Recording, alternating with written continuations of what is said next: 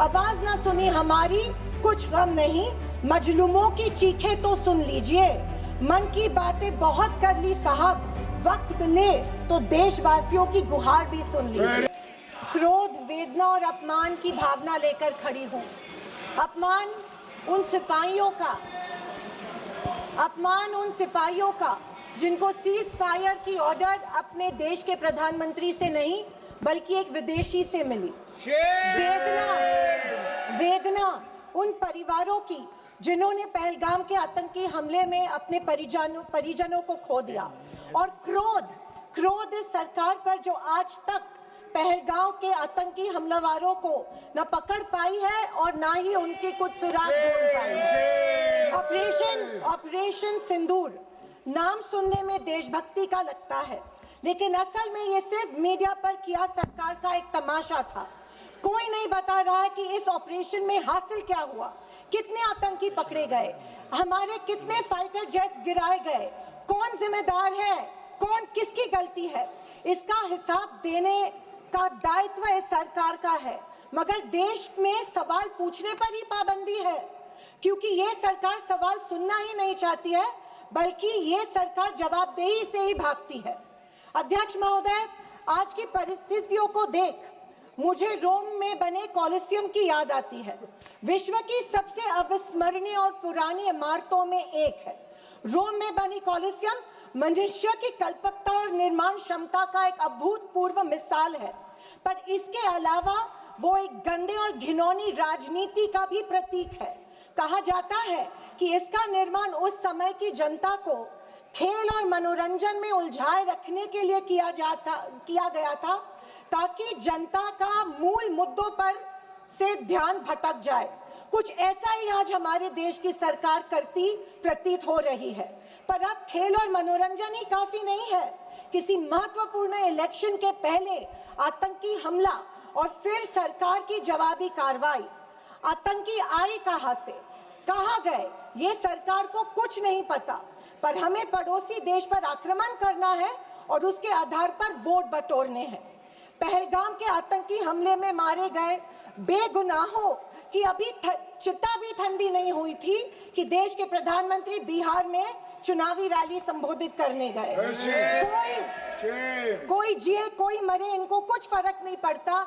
ये 24/7 चुनावी मोड में रहते हैं।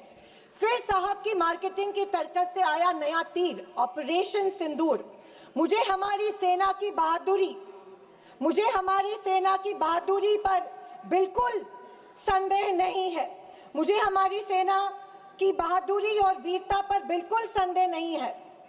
पर इस सरकार की दुर्जनता की सीमा देखिए कि सेना के जवानों को लड़ने जरूर भेजती है, पर हमला होने के पहले दुश्मनों को आगाह भी कर देती है। हाँ, ये हमारे परराष्ट्र मंत्री का बयान था।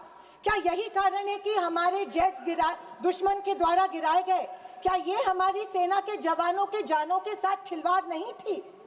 खैर, जो इंसान मानता हो कि इस सेना के जवान की तुलना में एक व्यापारी ज्यादा खतरा मोल लेता है, उससे हम अपेक्षा ही और क्या करें। ये मूर्खता है या फिर देशवासियों को मूर्ख बनाया जा रहा है? ऑपरेशन सिंदूर से देश को क्या हासिल हुआ? अमेरिका के दबाव में किया गया एक शर्मनाक सीज फायर। फॉरेन पॉलिसी ऐसी कि मित्र देशों ने आतंकवाद की निंदा तो की, पर पाकिस्तान की नहीं। स्पीकर मैडम, प्रधानमंत्री कहते हैं कि ऑपरेशन सिंदूर का जश्न मनाने का पर्व है। किस बात का जश्न मनाए प्रधानमंत्री जी? हमले के पहले आपके विदेश मंत्री दुश्मन को हमले की पूर्व सूचना देते, उसका जश्न मनाए? इसी का असर ये था कि हमारे जेट्स गिराए गए, क्या इसका जश्न मनाए? या फाइटर जेट जो क्षतिग्रस्त हुए हैं उनके पायलट्स का क्या हुआ? इस देश को अभी तक उसकी जानकारी नहीं है, क्या उसका जश्न मनाए? सीज फायर का ऐलान इनके कथित मित्र ट्रंप करते हैं, इससे जो हमारी देश की तीनों सेनाओं का मानसिक खच्चीकरण हुआ, क्या उसका जश्न मनाए? और तो और पहलगाम के आतंकियों को कोई सुराग नहीं, क्या इसका जश्न मनाए?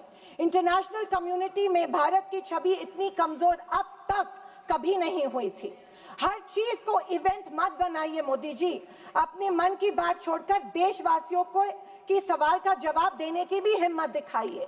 याद आती है जब इंदिरा गांधी जी के सामने पाकिस्तान सरेंडर हुआ था और एक हार्ड लाइनर निक्सन जैसे को भी इंदिरा गांधी की बात सुननी पड़ी।